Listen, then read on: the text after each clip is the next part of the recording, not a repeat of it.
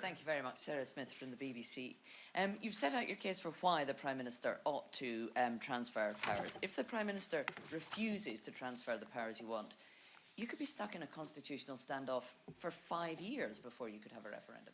Well, look, Sarah, that's not my intention, and I don't think that is what will happen. I am very firmly choosing not to get drawn on what I will do if the Prime Minister acts completely unreasonably. Suffice to say, of course, I've considered all reasonable options and will continue to do so. But I think, I've always thought this, but I think this is even more legitimate in the days after such an emphatic election win for my party. I think it is reasonable for me to stand on the ground of expecting that election victory and that mandate to be respected. And if I look, as I hope I do, because it's how I feel relaxed about this, it's because I also know that the more a Tory government seeks to block the will of the Scottish people, the more they show complete and utter contempt for Scottish democracy, the more support for independence will rise. So their short-term strategy, in my view, sows the seeds of their longer-term defeat. It is self-defeating, but it will not hold because it is not a democratic position. I think we see the tectonic plates of this shifting already in the days since the election. So I'm going to stand my ground. I fully expect today we'll get the flat no of Tory Westminster opposition, but that's not an end of the matter, and Boris Johnson should not be under any illusion that it is. Brian. Thank you very much indeed. You've acknowledged in the past that some of your supporters are getting restless. They're done with considered and reasonable. You mentioned there you had some options to consider within that reasonable pantheon. I'm puzzled as to what they might be. I mean, you rule out an unofficial referendum. Presumably you rule out civil disobedience. What have you got in the armoury? Look, Brian, that will, if it has to, and I don't think that should be necessary, then I will reveal the steps I will take as they fall to be taken. But I will act reasonably and in a considered manner. Don't lose sight of the fact that I'm not simply firing off a letter to Boris Johnson today. I am publishing a detailed, considered case. Governments have a duty to act reasonably. They have a duty to behave in a considered and reasonable manner, and I would expect the Prime Minister to do that. When I spoke to him on the telephone on Friday night, a sleep-deprived conversation on both sides, I think, he, of course, reiterated his opposition to independence and an independence referendum, but he also committed to engaging seriously with the proposals we would put forward. I expect him to do that. But I make this point here, again, I think everybody in Scotland knows, the dogs in the street, to use the colloquial term, know there's going to be an independence referendum, because you cannot stand in the way of the right of people of Scotland to choose their future. And I think the decision for the Tories is that do they willingly and in a reasonable fashion, as was the case in 2014, accept that, or do they seek to block that in a way that frankly makes my job easier in convincing people that the right future for Scotland is to be independent? Colin. To get what he wanted on Brexit, Boris Johnson forced a general election.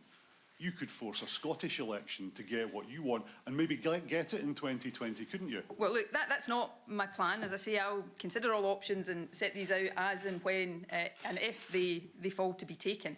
I mean, suffice to say, I've rather enjoyed recent elections and, would relish any opportunity to put the SNP's case. But I was elected as First Minister for a 5-year term, and that is the term I intend to serve.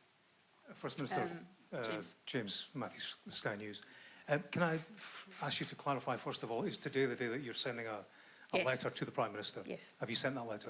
The letter will be going any time. I should say, and I don't know how much time you've had to read this document, the document very clearly says that today we are requesting the transfer of power. This document effectively is the request for that. It will be sent by letter to the Prime Minister later today. Can I ask, you said that the Prime Minister ignores the result of election after election. In 2014, Scotland voted no to independence. Opinion polls, almost all opinion polls, indicate there is a majority for staying in the Union. As well as you did at last week's election, 45% of the vote was behind you. Is it you that's ignoring result after result? No, it's not. I mean, let me take the election result last week. People cannot have this both ways. We either accept the mandate and what constitutes a mandate in a first-past-the-post election, or we don't. The share of the vote won by the SNP in Scotland last Thursday is higher than the share of the vote won by Boris Johnson UK-wide.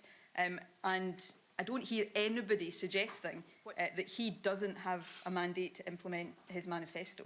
I would simply say he doesn't have a mandate to take Scotland out of the European Union. We also won 80% of the seats in Scotland, significantly higher percentage than the percentage of seats won by the Tories across the UK. The Tories fought this election on a single issue of opposition to an independence referendum and lost decisively. As I said in my remarks, by any normal standard of democracy, that's a mandate, and it's a mandate that should be respected. On your 2014 point, I obviously addressed that centrally in my remarks. And I think this does take us to a fundamental core point of the principle of self-determination. By definition, if self-determination is something that can only be exercised once and then people cannot exercise it again when circumstances change, that is by definition not democracy.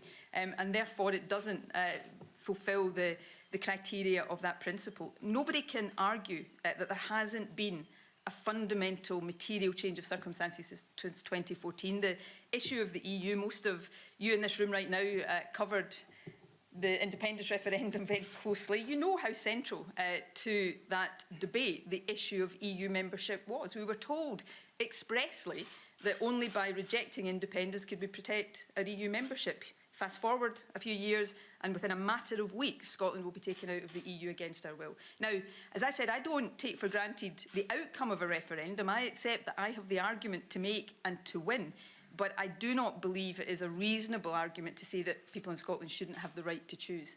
I'll take Kieran and then I'll... Nicola Sturgeon there, First Minister of Scotland, leader of the SNP, making the case for Scotland and the Scottish Parliament to take the decision on holding a referendum. She's written to the Prime Minister Boris Johnson about that today. According to the Constitution, it is up to the Westminster Parliament to grant Scotland a referendum. That's what she's seeking to reverse. Well, this is All Out Politics on